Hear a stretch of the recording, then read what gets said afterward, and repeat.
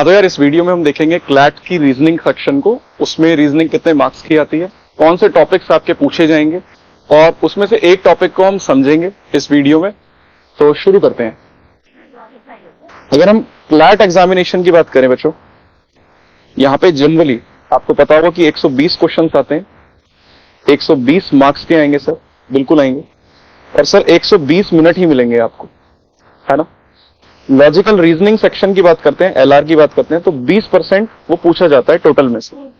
मतलब लगभग 22 से 24 क्वेश्चन आपको मिलेंगे ही मिलेंगे।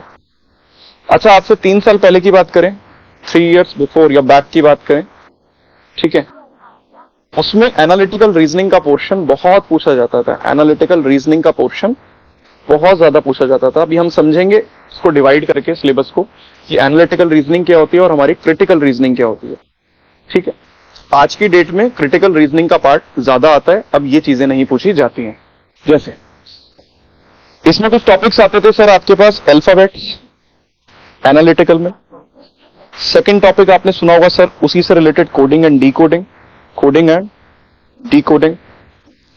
थर्ड टॉपिक आपने सुना होगा sir blood relation, blood relation और समथिंग समथिंग लाइक दिस, ठीक है, एक्सेट्रा। अभी हम सिलेबस को नहीं समझ रहे हैं, टॉपिक समझेंगे आज की क्लास में। शॉर्ट वीडियो रहेगी, लेकिन शॉर्ट वीडियो में एक ओवरव्यू मिल जाएगा कि चीजें कैसे चल रही होंगी। ये सारी चीजें आती हैं हमारी analytical part, analytical part. Clear है सर। क्रिटिकल पोर्शन क्या पूछता है हमसे, जो क्रिटिकल रीजनिंग होती है ना, वो आपसे थिंकिंग पे जोर करवाएगा। मतलब आपकी एबिलिटी सोचने की, आप सोचते कैसे हो, समझते कैसे हो, चीजों को परसीव कैसे करते हो। उसमें सबसे पहला टॉपिक आता है सर सिलॉजिज्म, सिलॉजिज्म, जिसको आज हम इस शॉर्ट वीडियो में देखेंगे। दूसरा टॉपिक आता है sir statement and conclusions, statement and conclusions. तीसरा टॉपिक आता है sir statement and assumptions, statement and assumptions. इन्हीं को वो पैसेज फॉर्मेट में एग्जाम में दे देता है आप। क्लियर है। चौथा आता है सर आपके पास statement and argumentation, statement and argumentation, statement and argumentation. पांचवा आता है sir statement and cause and effect, statement and cause and effect. और इसी तरीके से वो क्वेश्चन पूछता है आपसे। शुरुआत करते हैं सिलॉक्स के साथ। न्यू टॉपिक है, समझने की कोशिश करना। पूरा टॉपिक नहीं समझेंगे, बेसिक समझेंगे। सिलॉक्स का मतलब क्या है sir, when you derive or when you read the statement and then derive the conclusion from the statement or the hidden fact, then you are doing syllogism। जैसे हम समझते हैं यहाँ पे क्वेश्चंस आएंगे स्टेटमेंट और कंक्लूजन की फॉर्मेट, स्टेटमेंट और कंक्लूजन की फॉर्मेट। सर आपने अभी पीछे एक और चीज लिखवाई थी, सिलॉजिज्म के साथ साथ स्टेटमेंट और कंक्लूजन एक डिफरेंट टॉपिक बताया। इसमें और इस वाले टॉपिक में डिफरेंस ये होता है, यहाँ पे जितनी भी स्टेटमेंट्स आएंगी वो सारी इररेलेवेंट होंगी, वो सारी आपकी इररेलेवेंट होंगी। इररेलेवेंट किस सेंस में होंगी समझिए। जैसे स्टेटमेंट फर्स्ट एग्जामिनर बोल रहा है कि स्टेटमेंट फर्स्ट आई एग्जाम में, all A is B, all A is B. अब आपको पता है रियलिटी तो है नहीं कि सारे ए ही बी होंगे, बिल्कुल नहीं होंगे। इसके लिए जॉन वेन ने सर एक वेन डायग्राम का कंसेप्ट दिया था, जिसको हम वेन डायग्राम बोलते हैं, जो मैथ्स में भी यूज होता है और रीजनिंग में भी यूज होता है। यहाँ पे क्लियर से जब कभी भी ऑल वर्ड यूज हो तो आप सर्कल लेंगे ऑल ए का, इस तरीके से आप उसको बैठाएंगे, the whole circle of A will come under the whole circle of B, like this. ठीक है, ये हमारा स्टेटमेंट हो गया किसके लिए, ऑल ए इज बी के लिए हो गया। क्या आपको मेरी बातें क्लियर है? बिल्कुल क्लियर होंगी। एक बात और ध्यान रखना कि ये टॉपिक किसके थ्रू दिया गया था, एरिस्टोटल के थ्रू दिया गया था। ये हमारे historian, father of botany, father of zoology, कुछ भी मान लो, ठीक है, क्योंकि सब कुछ है।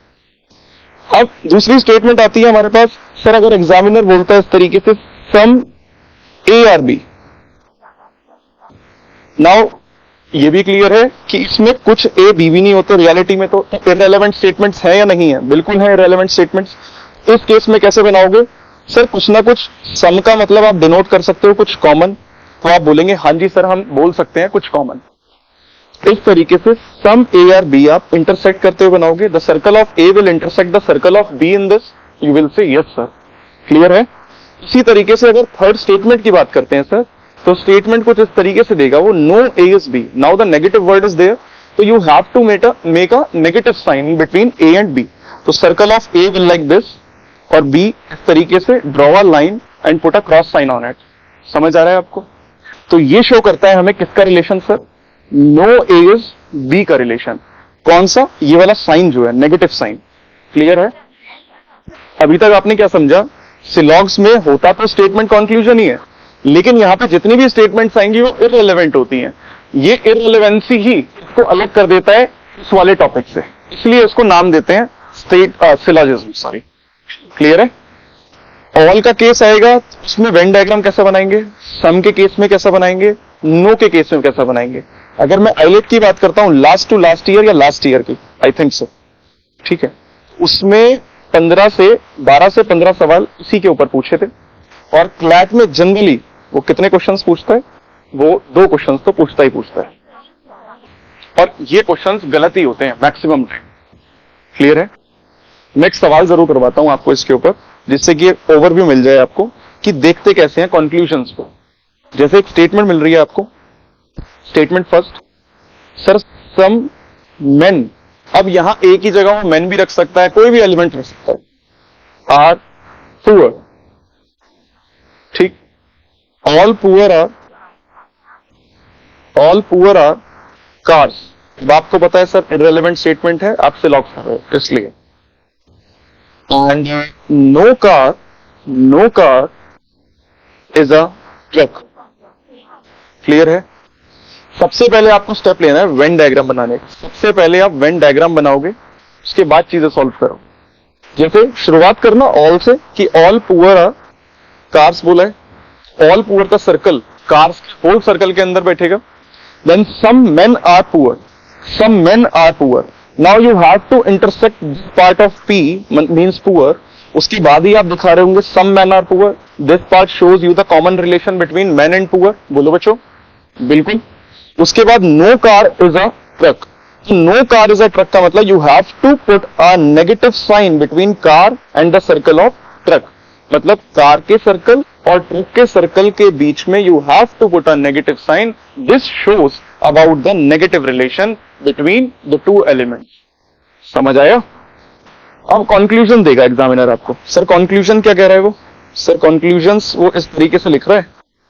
सबसे पहला कंक्लूजन बोला, अब कंक्लूजन जो होता है ना, वो आप कह सकते हो हिडन स्टेटमेंट, या जो डेराइव होता है आपका स्टेटमेंट पढ़ने के बाद, वो कंक्लूजन होता है। जैसे आपने कोई न्यूज पढ़ी, न्यूज पढ़ने के बाद आप जो मैसेज बताते हो ना, जो मैसेज बताते हो, जो एडवाइस देते हो, जो सजेशन देते हो, वो सारा कंक्लूजन होता है। अब क्योंकि इसमें इररिलेवेंट कंक्लूजन्स, इररिलेवेंट स्टेटमेंट्स हैं, तो यहां पे चीजें डिफरेंट होंगी, इसलिए हमने वेन डायग्राम का कंसेप्ट समझाया। क्लियर है? कि हम कंक्लूजन्स को वेन डायग्राम से चेक कर रहे होंगे, क्योंकि यहां पे आपकी स्टेटमेंट वेन डायग्राम के फॉर्मेट में ड्रॉ हुई है। क्या मैं बोल सकता हूं ये पूरा स्टेटमेंट ही है? बिल्कुल बोल सकता हूं। तो कंक्लूजन्स भी इसमें से चेक होंगे। आप बोलेंगे बिल्कुल सर, क्या गलत है इसमें? तो बताओ, क्या सम पुअर आर मेन आपको वेन डायग्राम में दिख रहा है? अगर दिख रहा है तो आप सब लोग वहीं बैठे बैठे यस बोलेंगे देखने के बाद वीडियो। आप बताओ, ऑल कार्स आर पुअर, क्या आपको दिख रहा है? एंड लास्ट बताओ बच्चों, या सेकंड लास्ट कर लेते हैं इसको, sir some men are cars और सम ट्रक्स